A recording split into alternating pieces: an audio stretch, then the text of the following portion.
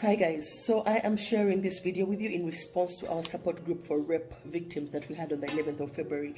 Many of the stories shared that they reminded me as a parent to be very careful who cares for my children while I'm away, and to urge you to be very cautious when leaving children with caregivers, housekeepers, relatives or friends. One story that stood out for me was this child who was sexually abused by her mother. Yes, her birth mother. She would go to her bed every night and force her to have sexual relations with her. Her father was out of the country. Most of the time, she had no one to talk to, and the mother threatened her to never speak of it. 11 years later, she gets to share this with me. Another story that stood out was this housekeeper who sexually abused a 3-year-old child. She would touch her inappropriately during bath time, and when she reported it, she was actually beaten for it.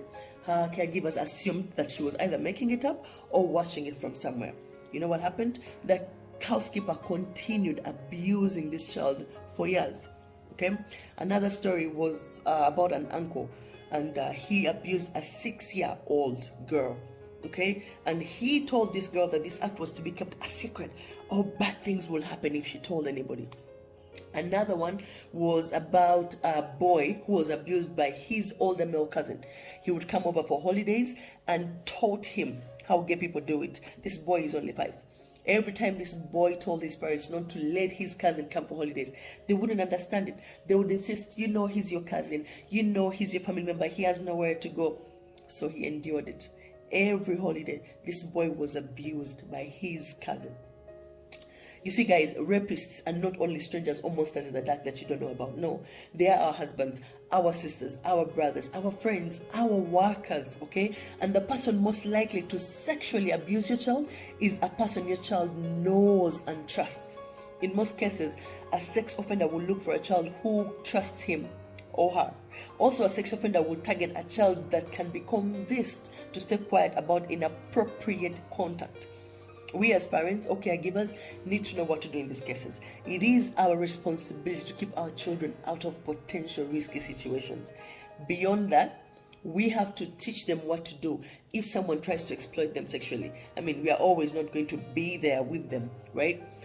Talking about child sexual abuse helps keep children safe. You need to bring it up as part of conversations about bodies, relationships, respect, consent, boundaries, online safety. Okay, it's very, very important to talk about saying no, physical warning signs, inappropriate touches, secrets, surprises. Okay, it is very important for you to clearly outline what is appropriate and inappropriate behavior.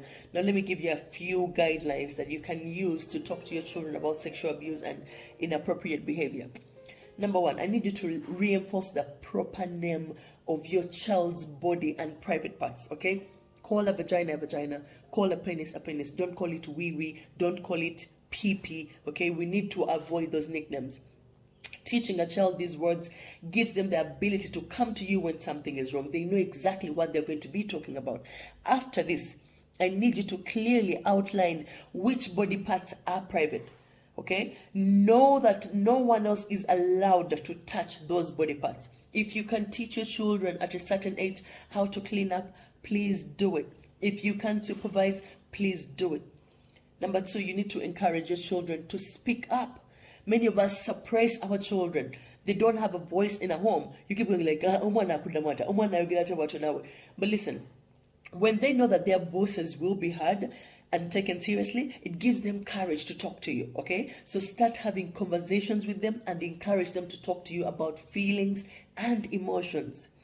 Another thing, please teach your children boundaries. It could be something small like your big brother or your brother cannot come into your room. They have to first knock. That right there is a boundary.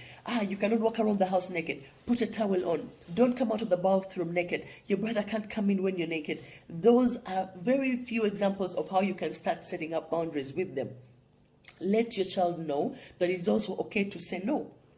Okay? Appropriate touch isn't always obvious to children, so it's important to let them know what is okay and what is not. Also, it's important to let them know that it is okay to actually say no if a certain touch makes them uncomfortable, okay? You need to support their level of comfort with touch. How? Look out for situations where your child is refusing a touch, such as a hug around family members. If you tell her, go hug uncle, and he says, no, mommy, I don't want. Don't push them. Don't force them. Why are you refusing? Why are you being rude? Go. If your child feels uncomfortable with that kind of touch, don't push it, okay? Sometimes they have their reasons. Sometimes they just not want it. So don't push it, okay?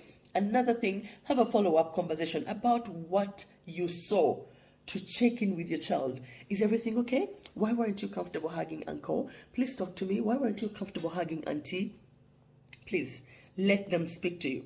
Also, it's very important to model appropriate touch, okay? Because they're children, so sometimes these things are not clear to them.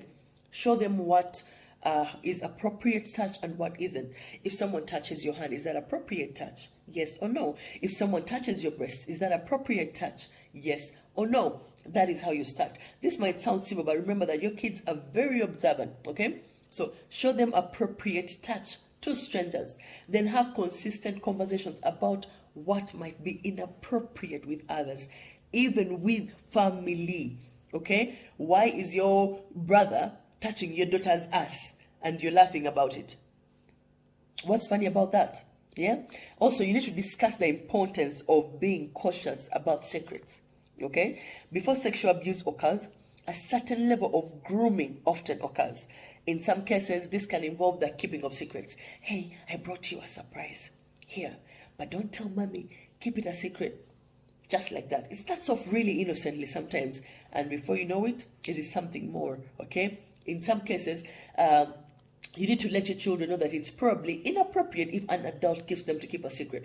Additionally, if they see a friend or sibling being touched inappropriately, they shouldn't keep it a secret either, okay? Let them know that they will not get in trouble for confiding in you, okay? Most of our children can't come to us, and many perpetrators use secret keeping or threats as a way of keeping children quiet about abuse. So please, remind your child frequently that you are a safe space and they can come to you. And when they do, please follow through on this promise. Avoid pushing them away when they come and speak up. Also, it's very important to have an option, yeah, for an adult. If they can't come to you, offer Auntie Shaki, Auntie Mariam as a plan B, right? Okay, if you can't talk to me, I need you to know that your auntie is a safe space to speak to you. Please always give them options. Another thing, I need parents to learn to be available, okay? Please set time aside to spend with your child, okay? Where they need to feel undivided attention from you, okay? And I need you to be able to entertain all sorts of questions and concerns. Why are you asking me that? Also, you talk too much. Please let them ask. They're curious, so talk to them, okay? And give them a chance to also raise new topics, okay? Sometimes asking direct questions like, did you have fun today? Was it a good time? How was your day? Okay, won't give you the answers you need. Give your child a chance to bring up their own concern or ideas by asking open-ended questions like, is there anything else you want to talk about? Is there anything else that happened today that you'd like to share? Okay. And those are some of a few guidelines that you can use to start up topics to, help your children against sexual abuse. I'll be sharing more content on this. Assalamu alaikum warahmatullahi wabarakatuh.